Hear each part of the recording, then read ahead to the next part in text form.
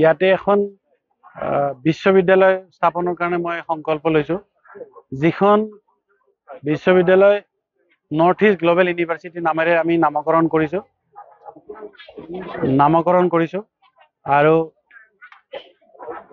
যদি north east global ইউনিভাৰ্চিটিৰ নাম দিছো এইটো আপোনালোকে এইটো নাভাবিব যে এইখন উত্তৰ ভাৰতৰ কাৰণে নহয় এইটো পিপলছৰ ইউনিভাৰ্চিটি হিচাপে আপোনালোকে ভাবিব যাত যিকোনো বৰ্ণ ধৰ্ম বিশেষে কাম কৰিব পাৰে চলাব পাৰে আৰু এইটো সবৰ কাৰণে দুৱাৰ খোলা থাকিব খুব নমিনিয়েল যেটো ধৰি লওক আপোনাৰ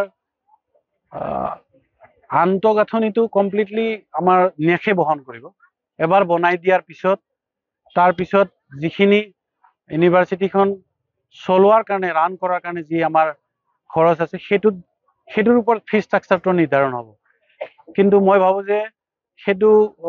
বৰ্তমান যি ফি ষ্ট্ৰাকচাৰ আমাৰ বেলেগ ইনষ্টিটিউট বিলাকে লৈ আছে তাতকে নিশ্চয় কম হ'ব কোৰ্স ষ্ট্ৰাকচাৰ এতিয়া মই ক'ব নোৱাৰো ডিসাইড কৰা নাই কিন্তু এইটো ডিসিশন ধৰি লওক আপোনালোকৰ এমাহ ডেৰমাহ পিছত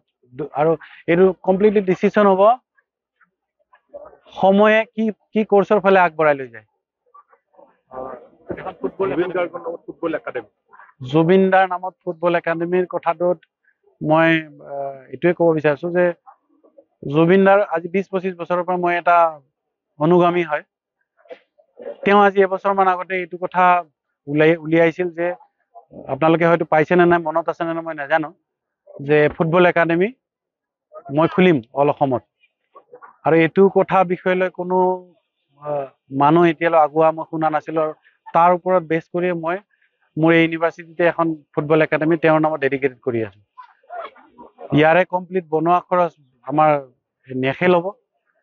আৰু ইয়াকে ৰান কৰাৰ কাৰণে কমপ্লিট সংকল্প আমি ল'ম তাৰ বিষয়ে জুবিনদাৰ লগত আকৌ আমাৰ নেক্সট মিটিং হ'ব তেতিয়া আমি ডিসাইড কৰিম লাইফ টাইম মেম্বাৰশ্বিপ আমি তেওঁক দিছো নেক্সটৰ নাম বিআৰ ফাউণ্ডেশ্যন তাৰ উইংছতে এই ইউনিভাৰ্চিটিখন হ'ব মই এই ইউনিভাৰ্চিটিখনৰ টাৰ্গেট কৰিছো মিডল ক্লাছৰ মানুহখিনিক লৈ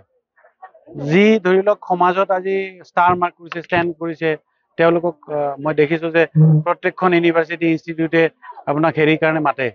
যে আমি ফ্ৰী স্কলাৰশ্বিপ দিম আপোনালোকে ফ্ৰীত আহক পঢ়ক মোৰ সেইটো টাৰ্গেট নাই মোৰ কথাটো হ'ল পিছ পৰি থকা মানুহখিনিক উঠাই লৈ পেলাই মই ক্লাছ ষ্টাৰ্ট কৰিব চাইছো আৰু যাৰ দ্বাৰাই ষ্ট্ৰেংথটো বনাই তেওঁলোকক বিভিন্ন কোম্পানী হওক ডাঙৰ তেওঁলোকৰ প্ৰতিভাটো আনি ইয়াতে ট্ৰেইন কৰাব চাইছো অনলি যে শিক্ষাই দিয়ে মানুহ ডাঙৰ হ'ব পাৰে এইটো কথা ডাঙৰ নহয় মই আপোনালোকক এইটো কথা আকৌ ক'লো যে মই বহুত শিক্ষাৰ মানুহ নহয় যে মই ট্ৰেইন কিনাৰ সপোন দেখিছো তেনেকে কিজানি ইয়াতে এনেকুৱা মানুহ আছে যি ল'ৰা ছোৱালী ভাবি আছে যে মই এইটো কাম আমিও কৰিব পাৰো যদি ইয়াতে সেই প্ৰতিভাটো দেখা পাওঁ তাক আমি আগবঢ়াই লৈ যাম এইটো চেষ্টাতে মই খুলিব চাই আছো ৰেলৰ প্ৰকল্পটো অলৰেডি আপোনালোকে গম পাইছে যোৱা মাৰ্চ মাহত আমাৰ মুখ্যমন্ত্ৰী মহোদয় এইটো অপেনিং কৰাইছিল ভূমি পূজন কৰাইছিল সেইটো এতিয়া 99.5% মোটামুটি কাম শেষ হ'ল আৰু হয়তো এমাহ ডেৰমাহৰ ভিতৰত এইটো অন হ'ব আৰু সেই প্ৰজেক্টতে আমাৰ দুখন আমি পৰিকল্পনা লৈছো যে আমি নিজাকে ৰেল কিনিম আৰু যিটো ৰেল অলৰেডি আমি গোটেই যাৱতীয় কাম কৰি থৈছো এইটো ষ্টাৰ্ট হোৱাৰ পিছতে এইটো কিনা বেচাৰ কামটো আমি প্ৰচেছটো ষ্টাৰ্ট কৰিম অসমৰ প্ৰথমজন ব্যক্তি হ'ব এতিয়ালৈতো আছো ক'ব নোৱাৰো পিছত কি হয় যিকোনো খবৰৰ বাবে যোগাযোগ কৰক 7099017330 অথবা 70990173